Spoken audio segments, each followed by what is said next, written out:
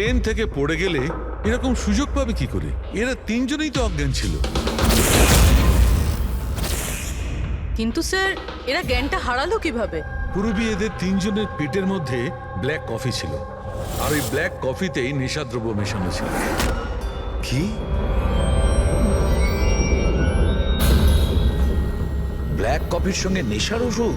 I am boarding. আপনার coffee, thank you. তাহলে নিশ্চয়ই এটা শচীনের প্ল্যানের পার্ট ছিল। স্যার একটা প্রশ্নের উত্তর এখনো পাইনি। বিনা পাইলট নিয়ে প্লেনটা উড়লো কিভাবে? এর উত্তর হলো UAS. UAS, আনইন্টারাপ্টেবল auto pilot system. এই প্রোগ্রাম দিয়ে মাটিতে থেকে আকাশে ওড়া প্লেনকে কন্ট্রোল করা যায় স্যার, যে কোনো জায়গা থেকে। হ্যাঁ স্যার, আমরা এই ফরেন্সিক ল্যাবে দাঁড়িয়েও যে প্লেনটা আকাশে উঠছে তাকে কন্ট্রোল করতে পারি। এই প্রোগ্রামটা এই জন্যই বানানো হয় যে আকাশে ওড়ার সময় প্লেনে যদি কোনো ইমার্জেন্সি হয় বা কোনোভাবে প্লেন হাইজ্যাকও হয়ে যায়, তাহলে তার কন্ট্রোল যেন নিচে থাকা লোকেদের হাতে থাকে। তার মানে প্লেনের ককপিটের কন্ট্রোল তার হাতে থাকবে যার হাতে রিমোট আছে। হ্যাঁ স্যার, আর যার কাছে রিমোট কন্ট্রোলটা ছিল সেই প্লেনটা ক্র্যাশ করিয়েছে সমুদ্রে।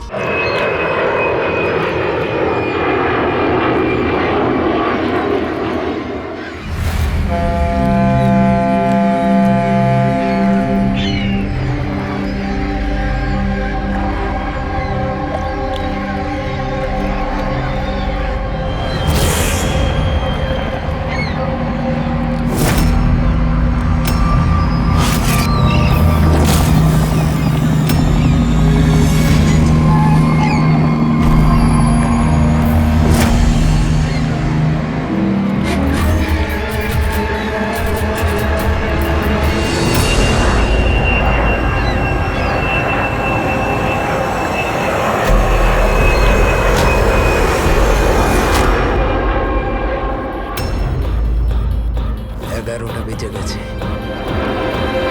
এসে গেছে। এবার এই প্লেনটা পড়বে।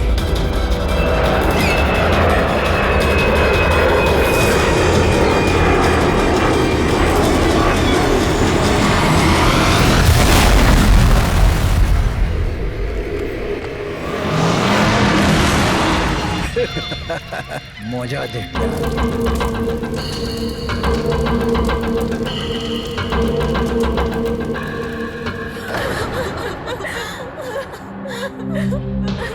তো প্লেনে আপনাদের তিনজনের হাজবেন্ড ছাড়া শুধু পাইলট ছিল?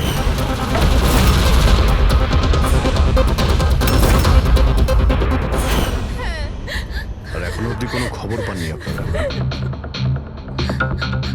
দেখুন, অথরিটিকে পুরো জিজ্ঞাসাবাদ করেছি, আর ওরা বলেছে যে প্লেনে কোনো টেকনিক্যাল প্রবলেম ছিল না।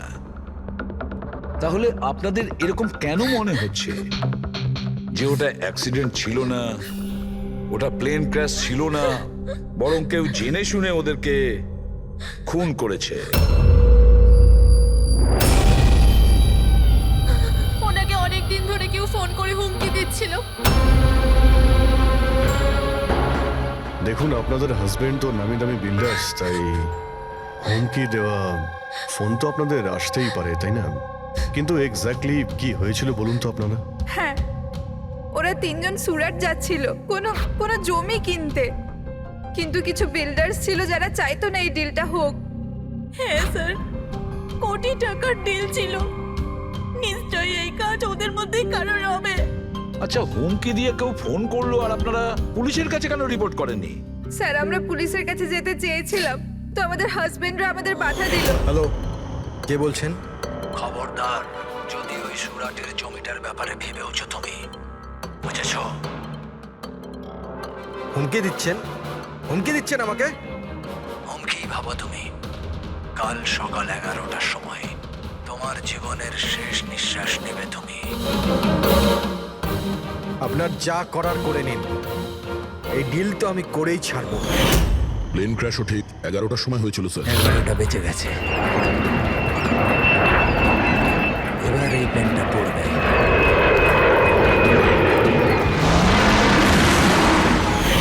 এটা কোনো কাকতালীয় ঘটনা হতে পারে না। আপনিই বলুন স্যার, যে একটা জমির টুকরো কারোর জীবনের থেকে বড় হতে পারে কি? দেখুন, আমি আপনাদের প্রমিস করছি, যারা এই কাজটা করেছে তাদেরকে আমরা শাস্তি দিয়েই ছাড়ব।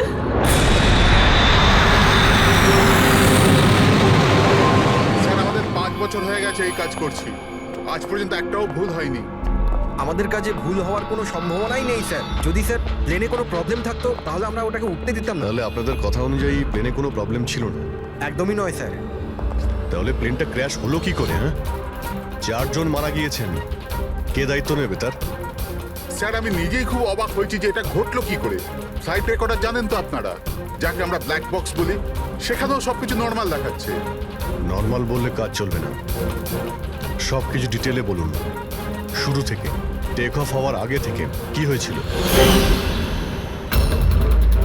আমরা পুরো প্লেন চেক করে পাইলটকে হ্যান্ডওভার করে দিয়েছিলাম।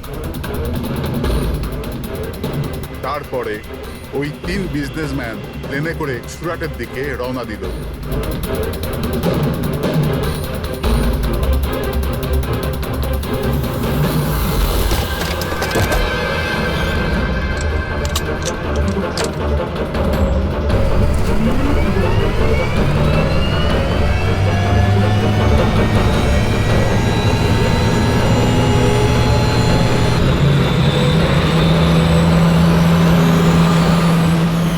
টেক অফের পারমিশন রেডিওর ফ্রিকোয়েন্সি থেকে পাই, মেন টাওয়ার থেকে। কাল আমাদের পুরো ইনফরমেশন পাওয়ার পরই আমরা টেক অফের প্রক্রিয়া শুরু করেছি। হ্যাঁ ফ্রেডি, কি? আচ্ছা, ওকে ওকে ওকে, হ্যাঁ ঠিক আছে, আমরা দেখছি। কি হয়েছে স্যার? মদনকে যে নাম্বার থেকে হুমকি দেওয়া ফোন করা হয়েছিল সেটা ক্র্যাশের দিন এখানেই ছিল, এই এয়ার স্ট্রিপেই। স্যার ফোনটা যদি এখানেই থেকে থাকে তাহলে এটা ভিতরের কোনো লোকের কাজ। কি? হ্যাঁ, না স্যার, আমরা কাউকে কোনোদিন হুমকি দিয়ে ফোন করিনি। তোমরা না করলে কি বাইরের কেউ এসে করে গেছে? এই তোমাদের সিকিউরিটি এয়ার স্ট্রিপের। যদি ওই লোকটা এখানে এসে থাকে তাহলে কিছু না কিছু তো এখানে নিশ্চয়ই ফেলে গেছে, চেক করে দেখি। স্যার এই জায়গাটা তো পুরো পরিষ্কার, ও যদি কোথাও লুকায় তাহলে ওই হ্যাঙ্গারের কাছে কোথাও লুকিয়েছিল। ঠিক আছে, ওখানে দেখি। আপনারা আসুন আমাদের সঙ্গে।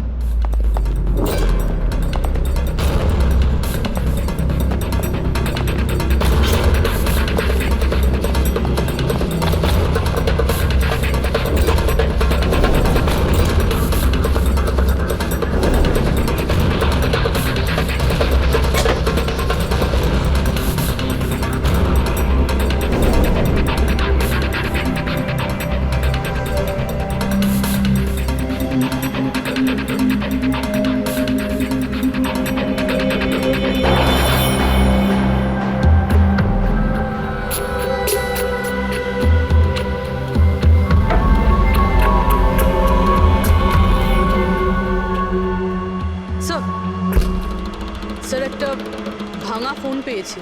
স্যার আমার মনে হয় হুমকি দেওয়ার জন্য এই ফোনটাই ব্যবহার করেছিল। হতে পারে, ইউজ করে ভেঙে দিয়েছে। রেখে দাও, কিছু প্রমাণ তো নিশ্চয়ই পাওয়া যাবে। কোথায় পেলে তুমি এটা? স্যার ওখান থেকে। স্যার এখানে।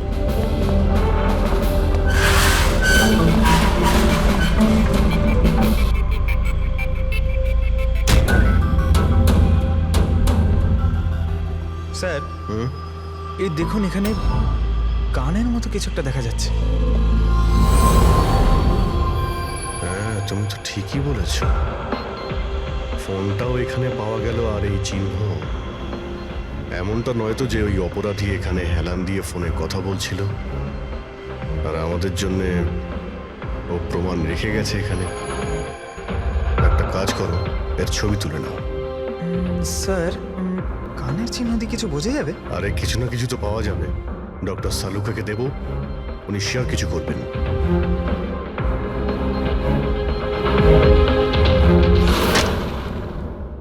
স্যার 2টো লাশ পাওয়া গেছে, অঙ্কুর আর মদনের। অঙ্গদ আর মদন। আচ্ছা, সুমিত আর ওই প্লেনের পাইলট? খোঁজ চলছে স্যার, এখনো কোনো খবর পাওয়া যায়নি। আপনারা প্লিজ কাঁদবেন না, একটু শান্ত হন। দেখুন, আমি আপনাদের কথা দিচ্ছি, আপনাদের স্বামীকে যারা খুন করেছে তারা আমাদের হাত থেকে বাঁচতে পারবে না।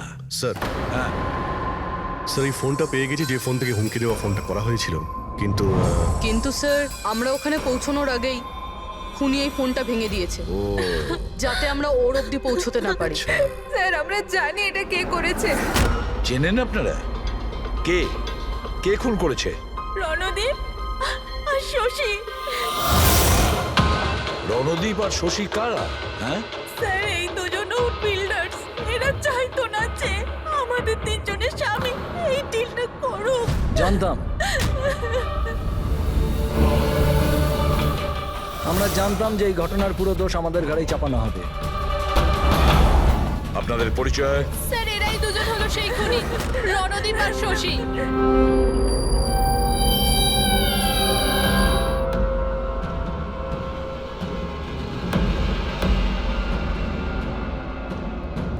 জানি না এই মহিলাদের আমাদের সঙ্গে কি শত্রুতা আছে, যাই হোক না কেন আমাদের উপরে সবসময় দোষারোপ। আর আগেও একবার এরা আমাদের মিথ্যে অভিযোগে গ্রেফতার করিয়েছিল। আচ্ছা, কোন অপরাধে গ্রেফতার করিয়েছিল আপনাদের? আমাদেরও একটু বলুন। স্যার প্রথমবার যখন অঙ্কুরকে কল করে হুমকি দিয়েছিল, তো আমি পুলিশে রিপোর্ট লিখিয়েছিলাম এই রণদীপের বিরুদ্ধে। আর পুলিশ আমাকে গ্রেফতারও করেছিল, কিন্তু পরে আমি নির্দোষ প্রমাণিত হই। হ্যাঁ স্যার, আসলে ওই হুমকি দেওয়া ফোন ওই গ্রামবাসীদের ছিল যাদের জমি এরা নিতে চেয়েছিল। হ্যাঁ, ওই গ্রামের লোকগুলো তো এখনো জেলেই আছে। তো এই বাজে কাজটা তোমরা ছাড়া আর কে করতে পারে? দেখলেন স্যার, আবার আমাদের ওপর অভিযোগ। যদি আমরাই হামলা করে থাকি তাহলে সিআইডির কাছে আমরা কেন আসবো? কোনো ব্যাপার না, খুব তাড়াতাড়ি সমস্ত সমস্যার সমাধান হয়ে যাবে। হ্যাঁ, কারণ আমরা ওখানে অপরাধের কানের চিহ্ন পেয়েছি।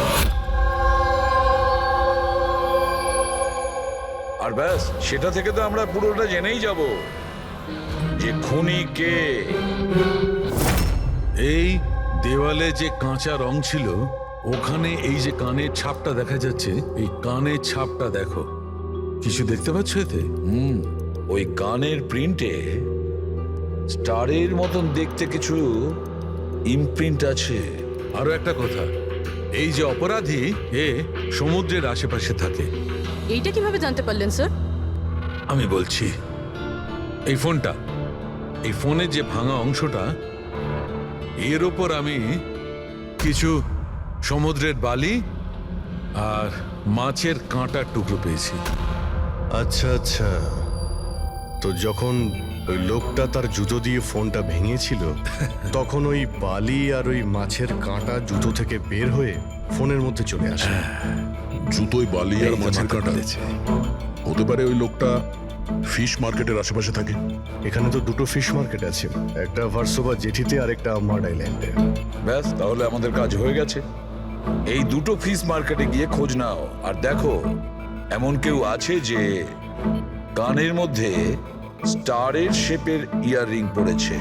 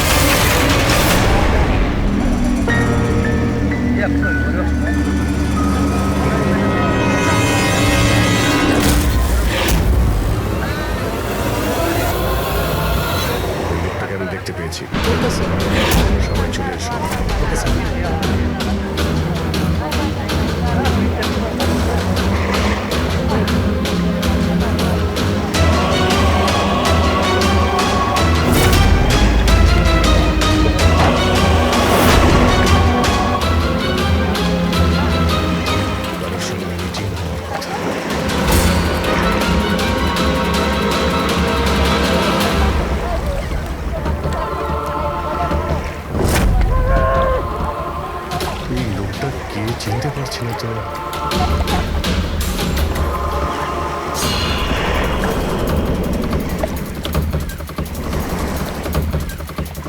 স্যার এটা তো সচিন। এয়ারপোর্ট অথরিটিজ মরে যাওয়া পাইলটদের লিস্টে এর ছবি দেখিয়েছিল। এই পাইলটটা সচিন, সচিন বেঁচে আছে? স্যার ও যদি প্লেন ক্র্যাশে মারা না যায় তাহলে এই এখানে লুকিয়ে কি করছে? তাই তো, সামনে আসছে না কেন? চলো গিয়ে জিজ্ঞাসা করো।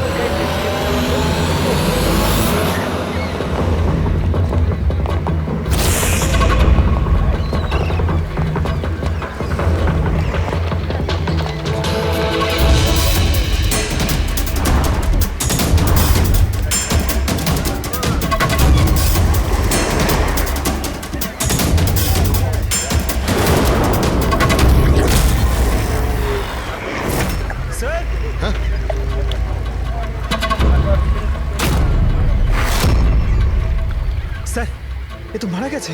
মারা গেছে? ওই দেখুন স্যার, সচিন পালাচ্ছে।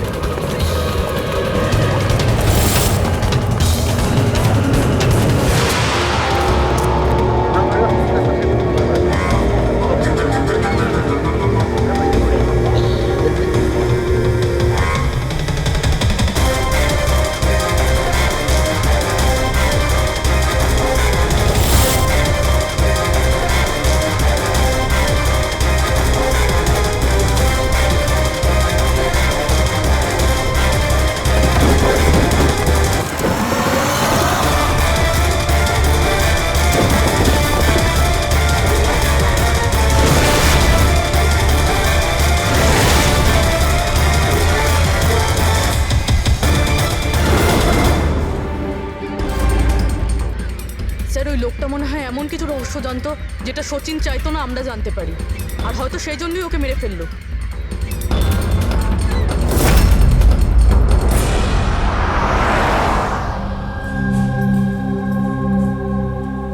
স্যার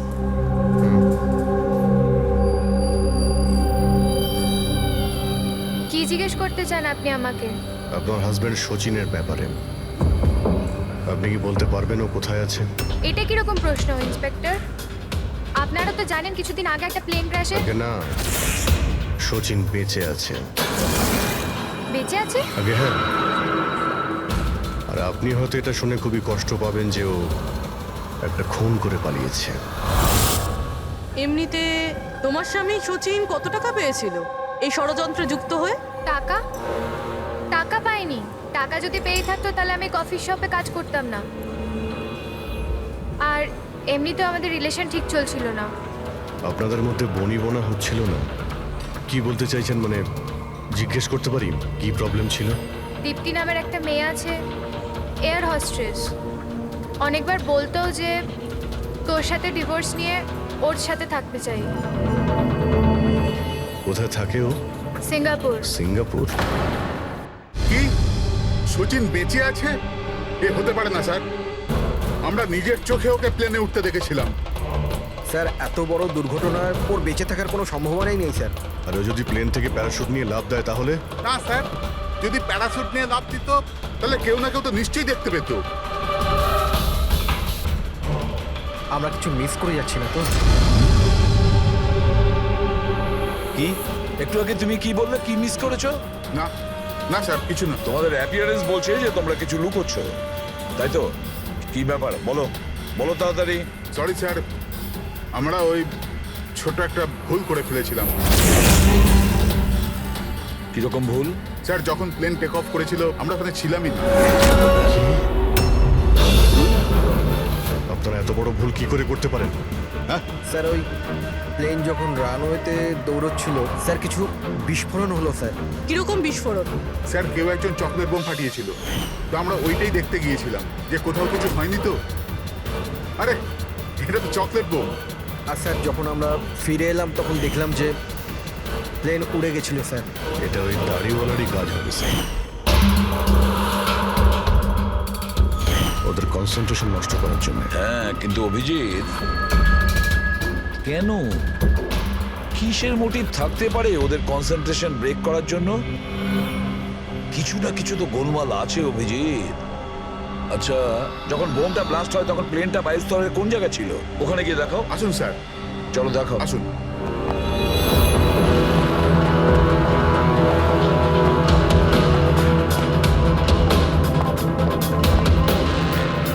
এক মিনিট অভিজিৎ, এ তো রক্ত, শুকিয়ে যাওয়া রক্ত। স্যার, রক্তের রং দেখে মনে হচ্ছে খুব বেশি পুরনো নয়, আজ বা কালকেরই। এই রক্ত কার রক্ত? এটা এখানে এলো কি করে? জানি না স্যার। জানি না। সব প্রশ্নের একটাই উত্তর তোমাদের, জানি না। তাহলে জানোটা কি তোমরা? স্যার, এয়ার স্ট্রিপের রক্ত মানে কিছু না কিছু হয়েছিল এখানে। এটা তো পরিষ্কার, কিন্তু কি হতে পারে? আর এই রক্ত, এটা কার রক্ত?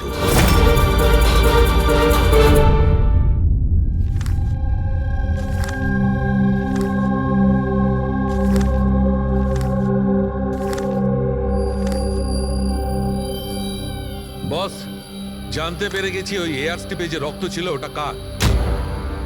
কার ছিল? এর পাইলট সচিনের।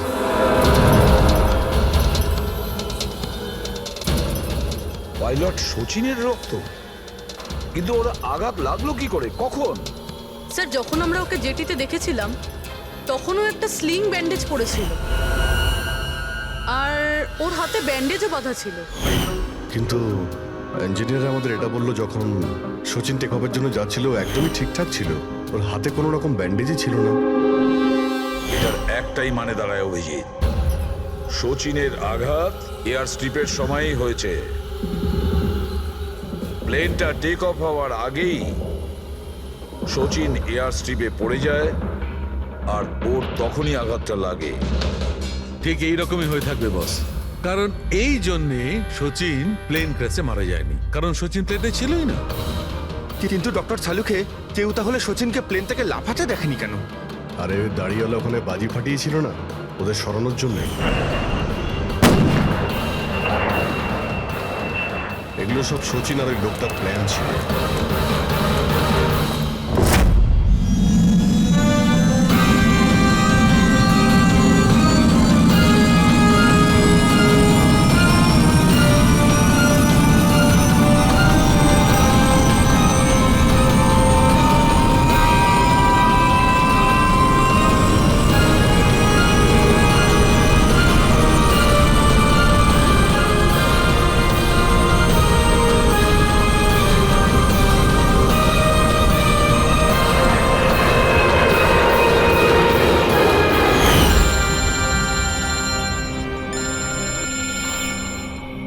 হ্যালো,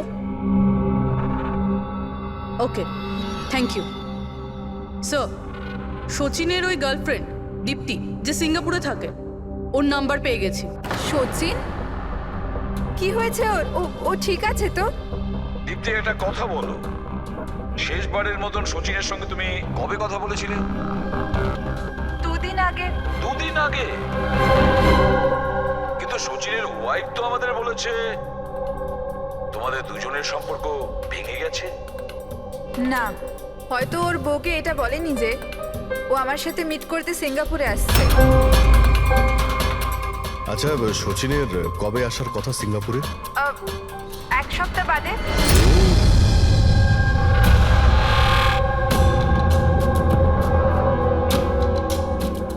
আচ্ছা, আর কি কি কথা হয়েছে তোমার সঙ্গে 2 দিন আগে? ও বলছিল যে ও অনেক টাকা পেতে চলেছে, আর তারপরে আমরা দুজনে নতুন জীবন শুরু করতে পারি। কিন্তু আপনার এইসব প্রশ্ন, সচিন ঠিক আছে তো?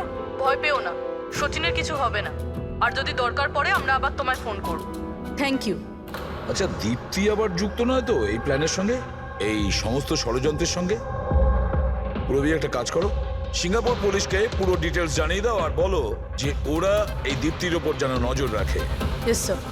স্যার, হ্যাঁ, সচিনের ওয়াইফের সঙ্গে কথা হলো স্যার। ও তো বললো যে সচিনের পাসপোর্ট বাড়িতেই আছে। কি? সচিনের পাসপোর্ট বাড়িতে? আর সচিন সিঙ্গাপুর যাওয়ার জন্য প্ল্যান করছে? এটা আবার হয়নি তো যে সচিন নকল পাসপোর্ট বানিয়েছে? নকল পাসপোর্ট? আচ্ছা, আমাদের ওই ঘেটু আছে না, ও কিন্তু নকল পাসপোর্টের ব্যাপারে অনেক কিছু জানে। ঠিক, একটা কাজ করো, পঙ্কজকে বলো যে সচিনের ফটো নিয়ে যেন ঘেটুর সঙ্গে দেখা করে। হ্যাঁ, ইয়েস স্যার।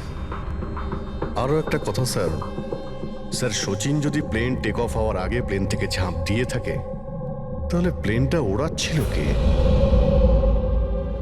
আর যখন ও প্লেন থেকে ঝাঁপ দিল তখন এই মদন, অঙ্কুর আর সুমিত এরা চিৎকার চেঁচামেচি করলো না কেন? চুপচাপ বসেছিল কেন?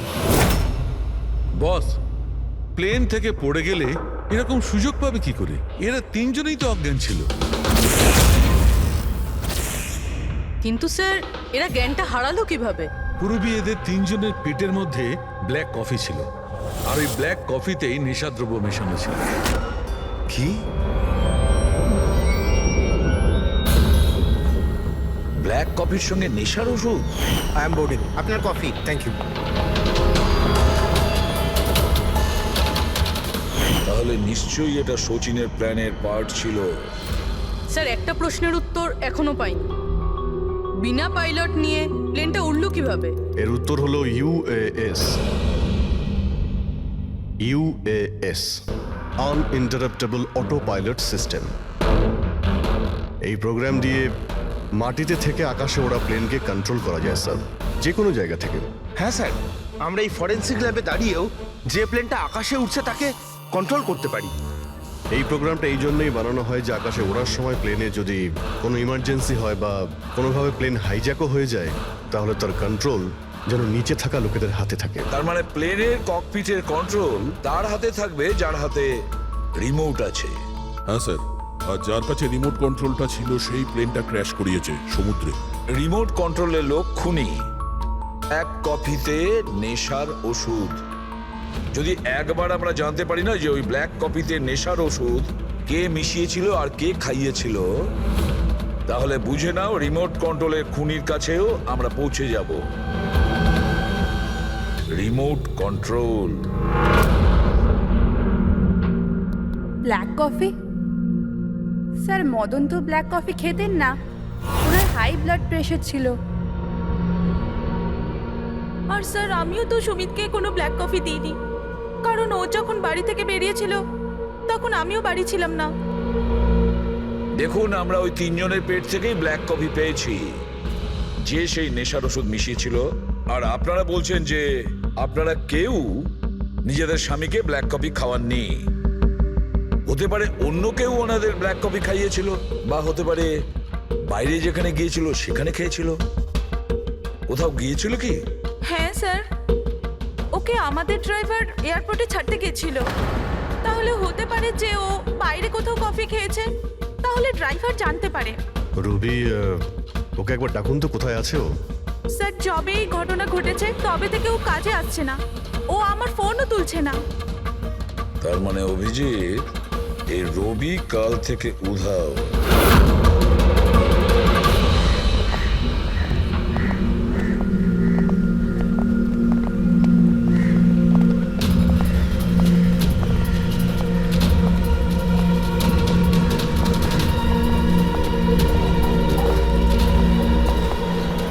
সৈয়ান প্লিজ একটু দেখি তো কি হয়েছে এখানে। দেখুন স্যার, এখানে খুব গন্ধ আসছে, আর এক্ষুনি পুলিশকে ফোন করেছিলাম কিন্তু এখনো কেউ আসেনি। আমরা সিআইডি থেকে।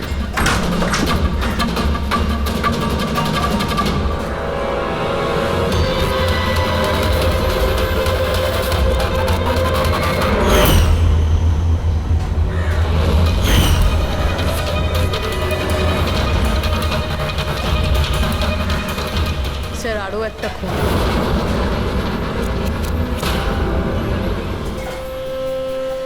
চলে আয়, জাস্ট ফলো মি।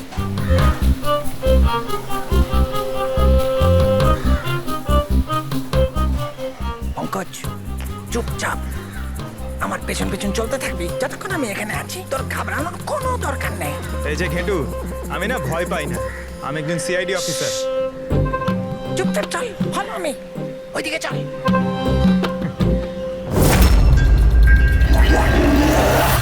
চলে আয়, পঙ্কজ।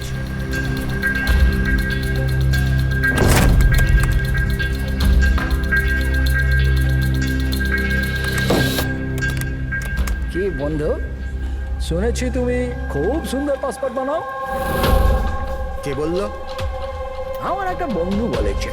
বন্ধু? কে বন্ধু? না, আমি চিনি না একে।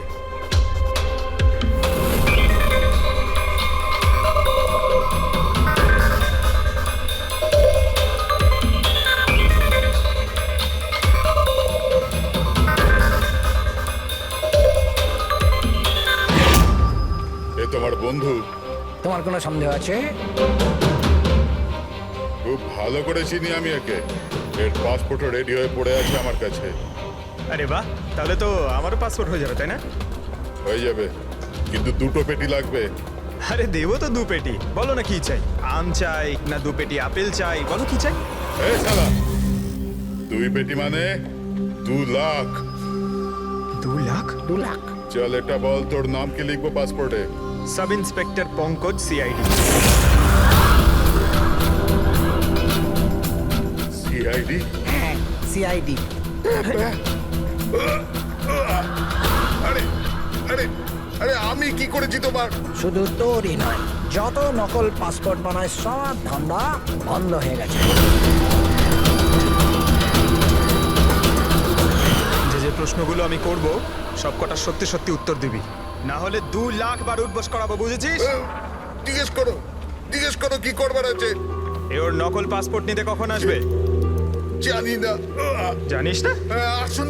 আজ সন্ধ্যেবেলা। দেখলে পঙ্কজ, খেঁচুর কামাল। স্যার, রবির ঘর থেকে যে বোতলটা পাওয়া গেছে ওখানে ওই নেশার ওষুধটা আছে যেটা সালুনকে স্যার ব্ল্যাক কফিতে পেয়েছিল। ওই রবি ছাড়া আর কারোর আঙ্গুলের ছাপ পেয়েছিলে ওই বটলে? হ্যাঁ স্যার, রণদ্বীপের।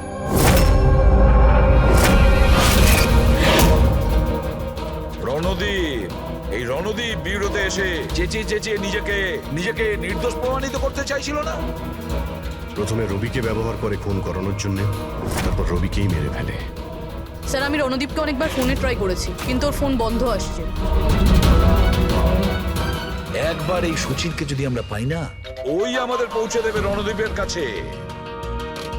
সন্ধেবেলায় তো ও আসছে নিজের নকল পাসপোর্ট নেওয়ার জন্য।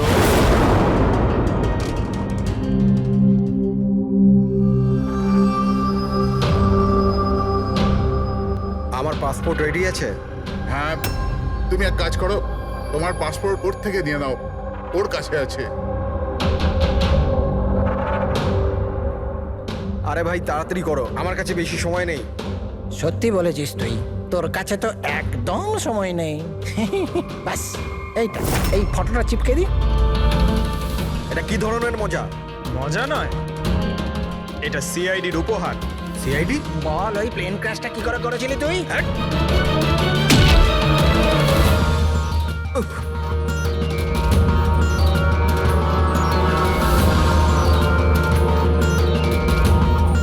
সিআইডি থেকে পালিয়ে টেক অফ করা এত সহজ নয়। এমার্জেন্সি ল্যান্ডিং করতে হয় অপরাধীদের। টাকার লোভে আমি অন্ধ হয়ে গিয়েছিলাম। এই কাজের জন্য আমায় 50 লাখ টাকা দেওয়া হয়েছিল, কিন্তু আমি জানতাম না যে স্যার ওরা মারা যাবে। তোকে টাকা কে দিয়েছিল সেটা বল। স্যার আমি জানি না স্যার, আমি শুধু একবার কথা বলেছিলাম ওর সাথে।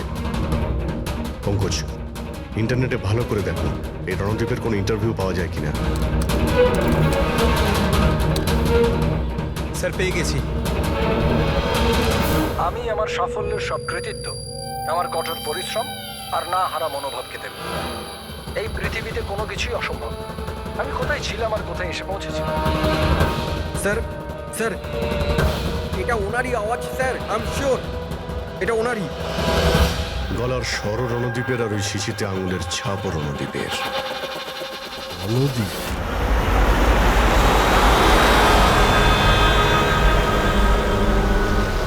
স্যার, সামনে গিয়ে রাইটে। স্যার এই রণদীপের ফোন তো অফ বলছে, ওর লোকেশন কি করে ট্র্যাক করব? আরে ফোন বন্ধ তো কি হয়েছে পঙ্কজ, ওর ভিডিওটায় মনে আছে? ওই ভিডিওটার মধ্যে ওর হাতে একটা ব্রেসলেট পড়েছিল। আমি ওই ইন্টারভিউ দ্বিতীয়বার চেক করেছি। কিন্তু স্যার ব্রেসলেট দিয়ে লোকেশন কি করে ট্র্যাক করব? পঙ্কজ, ওটা কোনো অর্ডিনারি ব্রেসলেট নয়। ওই ব্রেসলেটে জিপিএস ট্র্যাকিং লাগানো আছে। আর এরকম ব্রেসলেট বেশিরভাগ টাইপ 1 ডায়াবেটিসের লোকেরাই পরে। ব্রেসলেটে জিপিএস থাকে স্যার? হ্যাঁ, তার কারণ হলো যে ওর শরীর যদি কোনো সময় খারাপ হয়ে যায় বা ওর মাথা ঘুরে যায়, তাহলে ওর পরিবারের লোকেরা জিপিএস এর সাহায্যকে সহজেই ট্র্যাক করতে পারবে। কিন্তু স্যার এই জিপিএস বলছে রণদীপ কুন্ডু বাড়িতে আছে।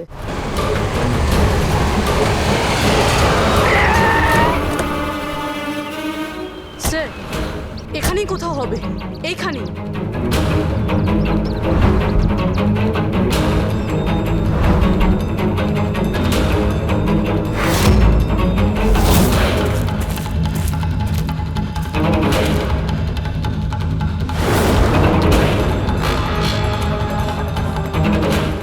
এইদিকে স্যার। স্যার এখানেই কোথাও হবে। ওর হার্ট রেট ক্রমশ কমে আসছে। হার্ট রেট ক্রমশ কমে যাচ্ছে। এদিকেই ও কোথাও আছে। দাঁড়া দাঁড়া, এই মাটিটা অন্যরকম মনে হচ্ছে কেন? এই মাটির নিচে আবার নেই তো? হতে পারে।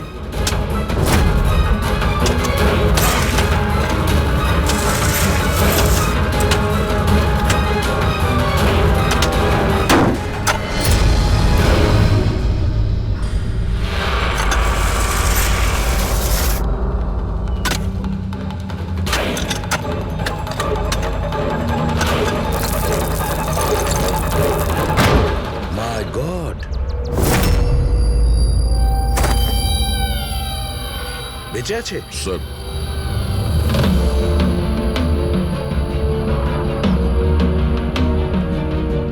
স্যার, আমরা তো ভেবেছিলাম যে এই লোকটাই খুনি, কিন্তু এখন দেখছি ওই তো মারা যাচ্ছিল। স্যার আমার মনে হয় না রবির খুন রণদীপ করেছে বলে, কারণ ব্যুরো থেকে বেরোনোর পরে ওর ব্রেসলেটের লোকেশন এখানটাই ছিল। ও অন্য কোথাও যায়নি। তার মানে যে সচিনকে টাকা দিয়েছিল সে রণদীপ ছিল না, অন্য কেউ ছিল। কিন্তু স্যার ভয়েস তো ওরই ছিল, গলার আওয়াজ তো ওরই ছিল। পুরোবি আওয়াজ চেঞ্জ করে কথা বলা কোনো ব্যাপার না। আর আজকাল স্যার এমন এমন মোবাইলের অ্যাপ এসছে যার সাহায্যে যে কেউ যে কোনো আওয়াজে কথা বলতে পারে। কিন্তু কে কে সে যে রণদীপকে ফাঁসানোর চেষ্টা করেছিল? সে কে ছিল যে কিনা নিজের ভয়েস চেঞ্জ করার অ্যাপ ইউজ করেছিল?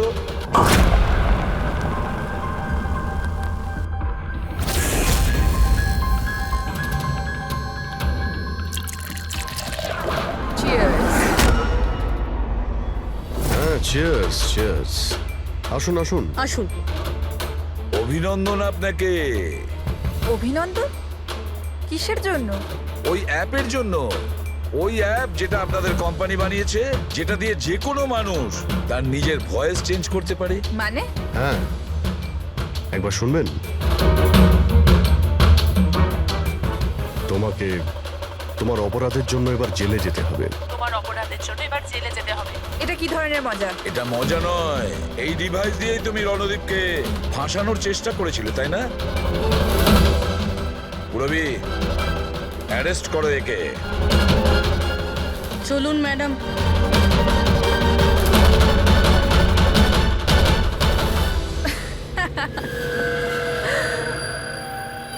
এত কিসের তারা আছে সিআইডি? একটু ওদিকে তো তাকান। এই, ছেড়ে দাও ওকে। বোকামি করো না। এই ছেড়ে দাও এদের।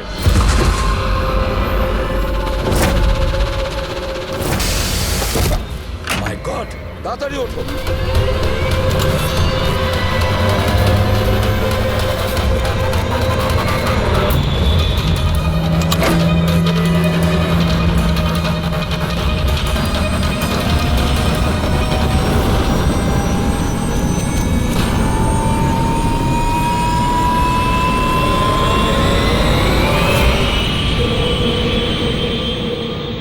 Goodbye CID.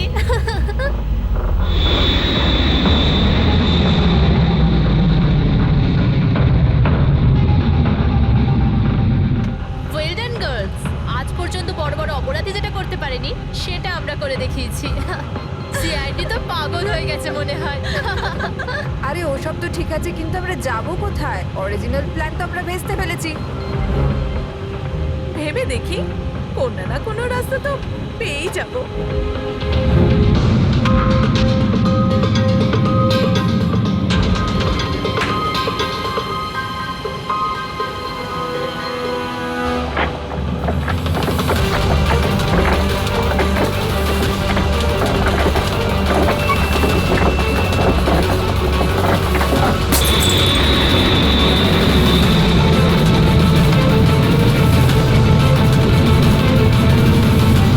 আরে কি করছিস? কিরকম ভাবে প্লেন ওড়াচ্ছিস তুই? আরে আমি চালাচ্ছি না রে। তুমি তো বলেছিলে যে তুমি প্লেন চালাতে পারো।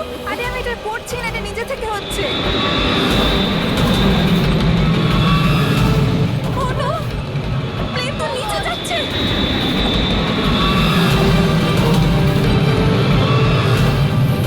মনে হচ্ছে আমাদের ইউএস টেকনোলজি কেউ জানতে পেরে গেছে নাকি? কিন্তু কি করে?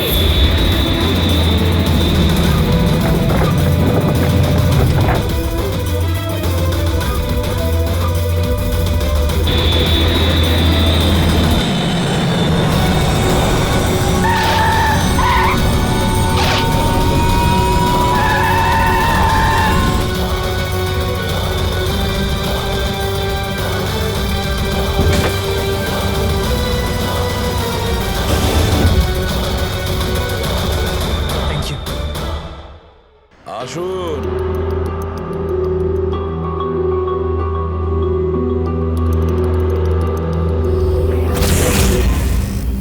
যে দেশে মহিলারা স্বামীর দীর্ঘ জীবনের জন্য ব্রত রাখেন, সেখানে আপনারা তিনজন মিলে আপনাদের স্বামীদের খুন করে দিলেন। নিশ্চয়ই কোনো উপযুক্ত কারণ ছিল এর। হ্যাঁ, কারণ ছিল। আমাদের হাজবেন্ডরাও ধোয়া তুলসী পাতা ছিল না। হ্যাঁ, লোকেদের কাছে তো এমন দেখাতো যে ওরা আমাদের খুব ভালোবাসে, কিন্তু বাড়িতে কিছু অন্য গল্প হতো। না আমরা কোনো ভালোবাসা পেলাম, আর না কোনো সম্মান। অঙ্কুর তো কতবার রিয়ার উপর হাতও তুলেছিল। হসপিটালেও ভর্তি হতে হয়েছিল ওকে। এই সব থেকে বিরক্ত হয়ে আমরা আমাদের স্বামীদের কল করে হুমকি দিচ্ছিলাম। আর ভাবলাম সুযোগ ভালো আছে, তাই আমরা ওদের মেরে ফেললাম।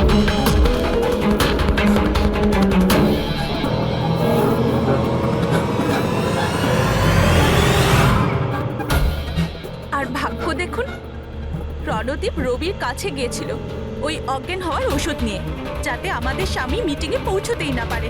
আর এই ব্যাপারটাও আমাদের কাজে লেগে গেল। তাহলে রবির সততার সুযোগ নিয়েছো তুমি। তারপরে তোমরা রণদীপকে মাটিতে পুঁতে দিয়েছিলে, যাতে আমাদের মনে হয় ও অপরাধ করে পালিয়ে গেছে।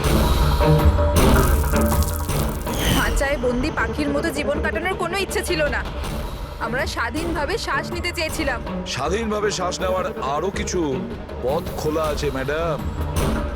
স্বামীকে খুন করা সব থেকে ভুল সিদ্ধান্ত। এটা ঠিক করতে যদি স্বামীর কাছ থেকে সরে যেতে, কিন্তু না, তোমরা তিনজন এমন রাস্তা বেছে নিয়েছো যে রাস্তা তোমাদের অন্ধকারে নিয়ে যাবে, আর সেটাও জেলের গড়াদের পেছনে।